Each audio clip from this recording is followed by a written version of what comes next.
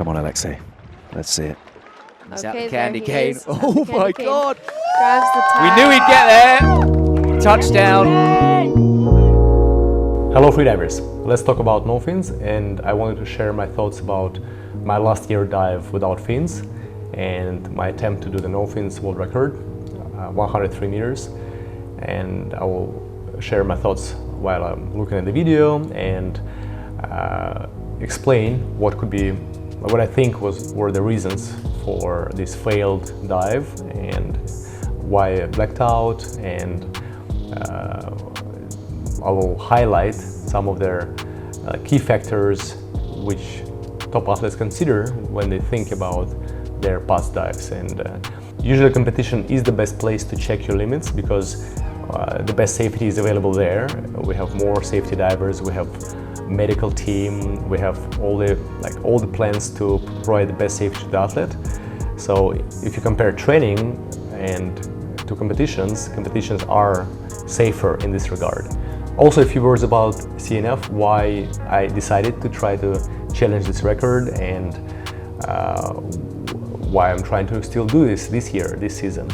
Like, no fins is challenge discipline. It requires a lot of skill to adjust the arm pull, the leg kick, and be very efficient in the water. It's not as deep as monofin, so in all my previous years in my career, I enjoyed pure depth, and it was monofin disciplines, bifin disciplines, and no fins wasn't really my focus. But lately, having those records already and having some time to do other disciplines, I decided that I want to try no fins. I love this discipline. It was never my strongest side, and when I was a swimmer, I actually was a freestyle swimmer and butterfly swimmer as well, but not a breaststroker. So I had to work really a lot on my hips mobility, to adjust my leg kick, and it's not the most natural discipline for me, for my body type, but I really enjoy the process of progressing, improving, and I love it. I love this challenge, but also we share this love for the discipline in Molchanovs education, and we have CNF requirements. And our students start doing CNF already at the Wave 2 and Lab 2 courses, and there are some requirements already, and we share this love for CNF through the education materials. Okay, let's start with the video, and I will explain what I feel and what are the reasons for this failure in the end, and what I think about this failure. Okay, the first seconds of preparation, as you can see, the focus in this preparation phase is full relaxation. I close my eyes and I barely breathe. I have very, very shallow breathing. And now I realize, when I analyze the dive, that I probably had not enough recovery to be able to do this dive successfully. Also because I did 2 world records previously. I did 133 meters with monofin and 133 meters free immersion, and then I had a few days of rest, but that was not enough to recover for this dive. But looking at this dive, and let's see now how the first meters goes.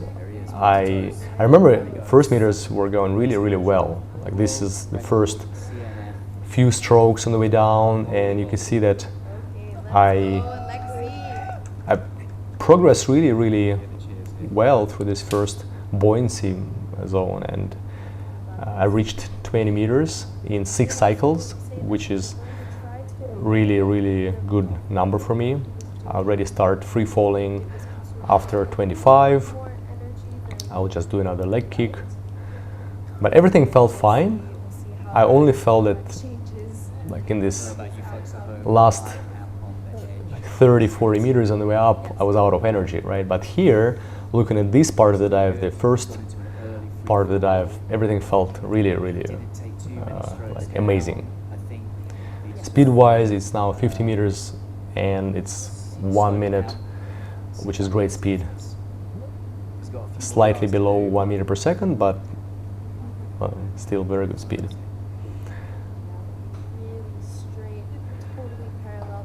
Here you saw a little like shoulder shake to check my tension, check my neck. During this dive I used 1 millimeter wetsuit and 0.6 kilogram neck weight. That's something I changed. I had quite a few learnings from this dive, and the change of the weight was one of it. Lately I stopped using this weight just to have a little bit less effort on the way up.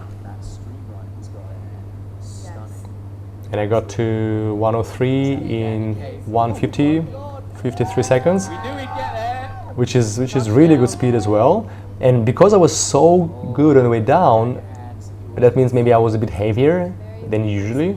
My buoyancy slightly changed, and maybe it was as well the reason why I had to spend so much energy on the way up. Right. So now I could see that effort-wise, my way up was harder than usual. Like my arm pull, if I look at my arms right now, like I apply quite a bit of effort to do the arm pulls, and it is 30 cycles or more on the way up. So like getting from 100 meters to 50 to 40 meters, it's already a lot of effort. And it looks great, technique looks great, but all the details that I realize right now and like comparing to what I do now, these details play the role, right? So I can see already that my arm pull started to be a little bit less energetic. Already here, 60 meters. And I'd have less glide. So you see, like these last few cycles, I had almost like less glide after my arm pull. And now at 50 meters, I look up. So that's not a good sign, and I start to help with my dolphin kick. And it's 3 minutes and a half of the dive time, and I am already likely a bit hypoxic and tired. There's no fins. Little mistakes will cost a lot in this discipline. And you see my legs would not stay in the streamline position together, they will be apart. If you see that, like really bad control of the body position is not great. Here I was gliding and I was already at the limit, and safety helped me while I was still attempting to do another cycle. But I think at 20 meters now we can safely say I still hold my hand, but I already gave up to this safety help. And the way how safety work, how professionally they work, how fast they raised me to the surface is a great example why it is competitions are the safest place to test your limits. Within less than a minute, I will be back to consciousness. 10 seconds, I'm already at the platform and medical team helps me. And in 10 seconds, I will be already in the sitting position and breathing oxygen. We'll see how medics help me, but it's very, if you look at this dive, how hard was this dive and how much effort it takes to do this dive. Like now I'm sitting, and it was less than a minute after blackout, so it just shows how important is this help of the safety divers, how important is this help of the medical team. They give me oxygen, but I'm already well and breathing and conscious, and all is well. Of course, I feel exhausted, and I will need some time to recover. Let's say a day, like a full day of recovery, just resting, eating properly, hydrating, having a nap. But overall, a few hours later, I remember I felt completely normal. I felt great. This type of dive, which is really, really hard dive, it's something that takes some hours, couple of hours to recover. But yeah, I was completely fine the same evening. Just to explain you how I feel, how athletes in general feel if they have such blackouts. And it's a learning.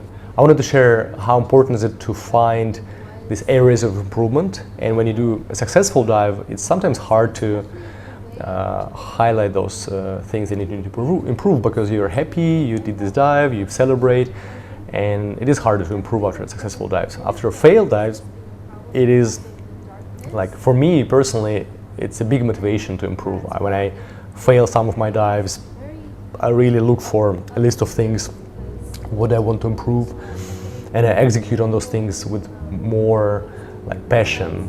And this was July 2023, and in August 2023, 1 month later, I won World Championship with 100-meter dive without fins, and it was a successful dive, world record in CMAS competitions, and I was able to do that because of this dive, and I highlighted what I was missing, what I need to improve, and it was a list of like 5 or more items to improve, right? So these failed dives, like we want them to be like still less of those dives compared to successful dives, but sometimes it's just part of the game. Like you risk, you try to do records, and then you have some failures, some successful dives. Just the ratio needs to be there. You don't want to fail dives to have too many of those, right?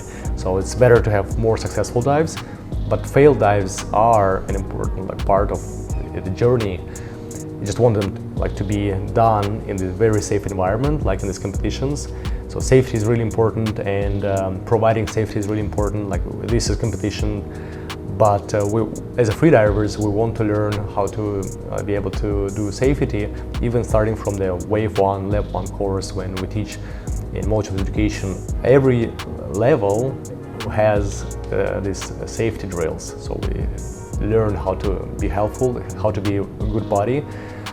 Even though we might be participating in trainings where we have a coach, we have an instructor, still want to have this skill, want to always refresh this skill if we didn't dive for a while, how to be a good body. Also, we pay a lot of attention to gear which helps to provide safety. It's the floats and the pulley systems. The pulley system will help you to provide safety for shallower dives, not competitive dives, but for shallow dives, which will allow you to pull your body very, very fast as well, from depth of 30 meters, 40 meters. So you can learn how to be a good safety diver with your skills, like when you dive and you meet your body at depth, or as well during static breath hold or dynamic breath holds. But as well, you can increase safety with the proper gear. We have great articles on the website about how to choose a body, about our gear, and how to choose safety gear. So read through these articles if you're interested in this topic. Comment what you would like to see more on our channel, and if you like these videos about failed dives, successful dives, any topic, and see you in our next videos. Thank you.